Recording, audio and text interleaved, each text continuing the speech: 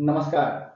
आपका एक बार फिर से स्वागत है। इस वीडियो को लाइक कीजिएगा, मेरा चैनल को सब्सक्राइब कीजिएगा और साथ में नोटिफिकेशन बेल ऑन कर लीजिएगा। दोस्तों, इंडिया अलायंस का आज का दिन में जो सीट शेयरिंग है ये ऑलमोस्ट फाइनल हो गया है। ये भी बड़ा विचित्र पिक्चर है। कहने के लिए तो ये इंडिया अलायंस है, 2 या 3 ही है। खास करके ममता ने छोड़ दिया, उधर नेशनल कॉन्फ्रेंस उन्होंने छोड़ दिया, नीतीश ने छोड़ दिया, राइट। लेकिन फिर भी तो है, और हर किसी का नजर यूपी में है, क्योंकि लोकसभा चुनाव में 18 नंबर सीट जिस स्टेट में है उसका मायने हर किसी के लिए रखता है। तो वहां पर तो कांग्रेस पार्टी का आज का दिन में पूछने के लिए भी कोई नहीं है। सोनिया गांधी खुद वहां से भाग चुका है डर से। इनफैक्ट सोनिया गांधी ने हाउस भी बदल दिया है। लोकसभा से इस बार वो राज्यसभा जा रहा है।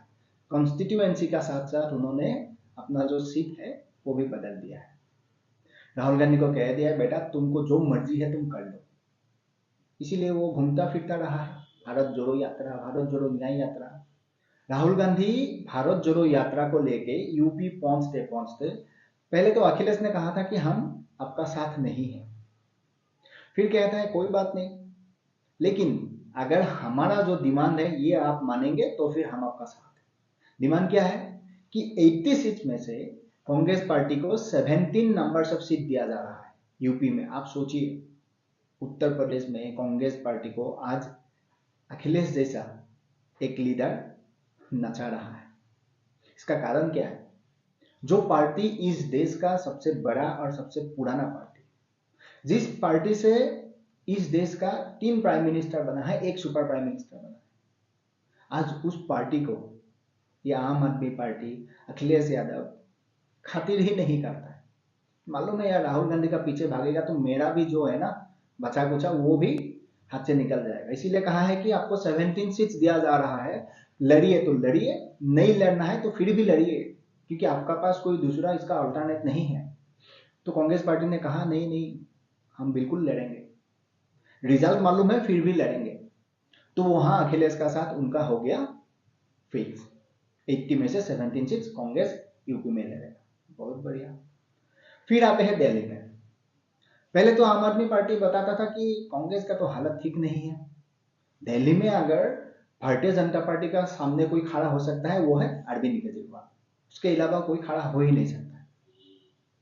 ये तो उनका मानना है। हालांकि दिल्ली का जो 2019 का रिजल्ट था लोकसभा इलेक्शन का, 7 out of 7 Bharatiya Janata party ने जीता था, वो भी 50% से भी ज्यादा वोटिंग शेयर से। लेकिन फिर भी ये कहता है हम आपको 3 सीट दे देते हैं क्योंकि इंडिया अलायंस है। यहां पर अरविंद केजरीवाल ने खेल लिया इनका साथ। केजरीवाल को मालूम है कि हो सकता है इलेक्शन का डेट आते आते मैं जेल चला जाऊं या तो मेरा पार्टी बंद हो जाएगा।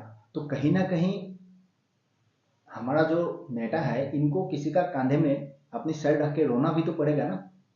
तो इसीलिए कांग्रेस का सहारा इन्होंने ले लिया। कांग्रेस को कहा कि आप 3 सीट्स में लड़िए, हम 4 सीट्स में लड़ेंगे। और ये देखिए इनका जो चतुराई है धूर्त का, उन्होंने क्या किया, इनको ये 3 सीट दिया गया जिसमें से जो मुस्लिम वोटर्स है परसेंटेज ज्यादा है। इसीलिए कांग्रेस को भी वहां पर लगा होगा यार हम तो जीत सकते हैं, क्योंकि हमें तो ये लोग फेवर करता है। कौन सा सीट दिया गया है? Chandni Chowk, North East Delhi, East Delhi, ये तीनों कांग्रेस के दिया गया है। और अरविंद केजरीवाल ने अपने पास जो 4 सीट्स रखा है, ये South Delhi, New Delhi, West Delhi और नॉर्थ वेस्ट दिल्ली, ये अपने पास रखा है।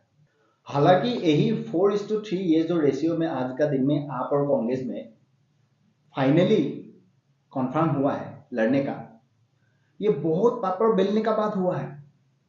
पहले तो ये लोग मान ही नहीं रहा था, लेकिन इन्होंने सोचा कि केजरीवाल साहब किसी भी वक्त जा सकता है, नहीं नहीं तो यहां हम मित्रता कर लेते। तो गुजरात में कांग्रेस ने आपका साथ खेल दिया, इधर दिल्ली में आपने खेला और उधर कांग्रेस ने खेल दिया। तो कांग्रेस ने कहा कि हम आपको गुजरात में 2 ही सीट देंगे, भरूच और भदोही।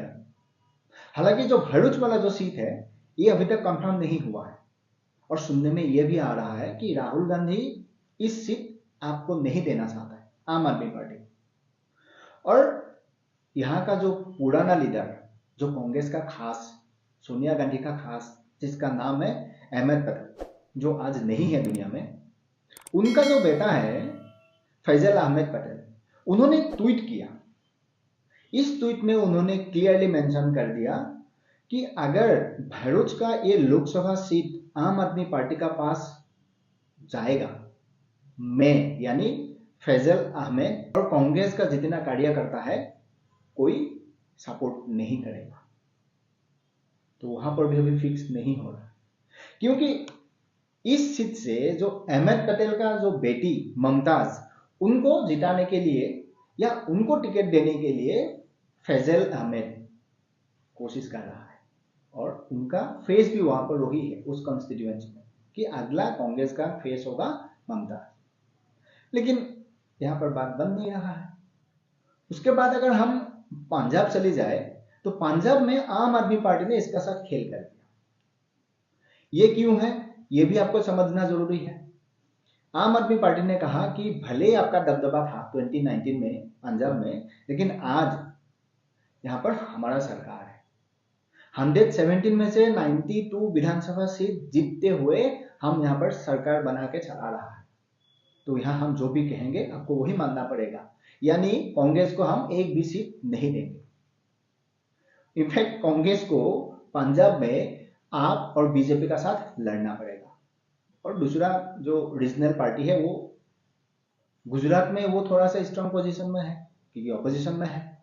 उनको लगता है कि यहां हम आम आदमी पार्टी को दबा सकते हैं, और आम आदमी पार्टी पंजाब में विधानसभा सरकार है, स्टेट गवर्नमेंट है, वहां पर कांग्रेस को वो दबा सकता है। जहां ये लोग जिसको दबा रहा है अपने स्वार्थ के लिए, और इसको कहते हैं इंडिया लाइन। इनका अपना कोई ऐसा मकसद नहीं है कि हम जनता के लिए कुछ करें, देश के लिए कुछ करें।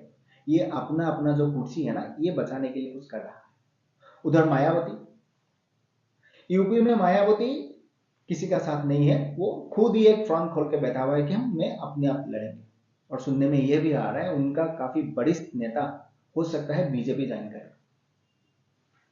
ना वो एनडीए का साथ है, ना वो इंडिया अलायंस का साथ है, वो किसी का साथ नहीं है। हालांकि मैं एक बात बता सकता हूं आपको, मायावती और नवीन पटनायक, ये मेरा पर्सनल ओपिनियन है, हो सकता है आप भी इस बात से सहमत हो। एज ए अपोजिशन पार्टी आज का दिन में सेंट्रल गवर्नमेंट का जो रवैया है, उनका साथ, इनका जो अंडरस्टैंडिंग रहता है ना, ये काफी हद तक मुझे अच्छा लगता है एज ए विपक्ष। क्योंकि आप देखिएगा, चाहे वो मायावती हो या नवीन पटनायक हो, सेंट्रल गवर्नमेंट का जो भी वो बिल होता है, जो देश का जनता के लिए, देश का सुरक्षा के लिए, या किसी भी संप्रदाय के लिए, वुमेन सुरक्षा के लिए कभी भी बिल लाया जाता है ना, वहां वो लोग बीजेपी या एनडीए को सपोर्ट करता है, जो बहुत ही जरूरी है। आर्टिकल 370 में सपोर्ट किया था, वुमेन बिल पर सपोर्ट किया था, चाहे वो मायावती हो चाहे वो नवीन पटनायक हो। भले ये विपक्ष है, लेकिन जहां देश का बात होता है, समाज का बात होता है, ये लोग सरकार का साथ देता है। इसी से जो विपक्ष है ना, उसको सीखना चाहिए, क्योंकि विपक्ष का डेफिनेशन ही वही होता है। विपक्ष का डेफिनेशन ये नहीं कि विपक्ष में है हर चीज में आप विपक्ष चला जाओ, जो आज हमारा विपक्ष कर रहा है।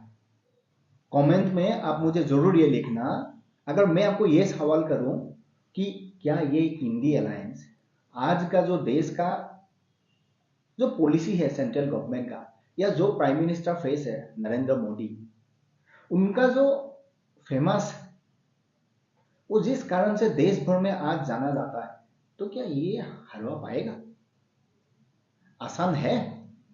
मुझे तो नहीं लगता है, क्योंकि ये आज भी एक मुद्दा फिक्स नहीं कर पा रहा है।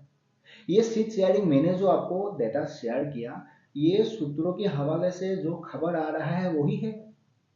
अभी तक ये फिक्स नहीं है, ऑफिशियल अनाउंसमेंट ऐसा कुछ आया नहीं है। क्या पता कल को 2024 लोकसभा चुनाव डेट आते आते ये लोग अपना रवैया बदल दे। जो विपक्ष है, इनका तो कहीं भी गठबंधन है नहीं है ये बोलना मुश्किल है। अगर दिल्ली में दोनों एक साथ है, कांग्रेस और आम आदमी पार्टी, वही पंजाब में एक दूसरे का साथ लड़ रहा है। केरल में वामपंथी और कांग्रेस एक दूसरे से लड़ रहा है। अखिलेश अगर सटक गया, अखिलेश कह दे कि नहीं नहीं हम आपको पहले जो बोला था ना 11 सीट, वही देते हैं, उससे ज़्यादा सीट नहीं दे पाएंगे।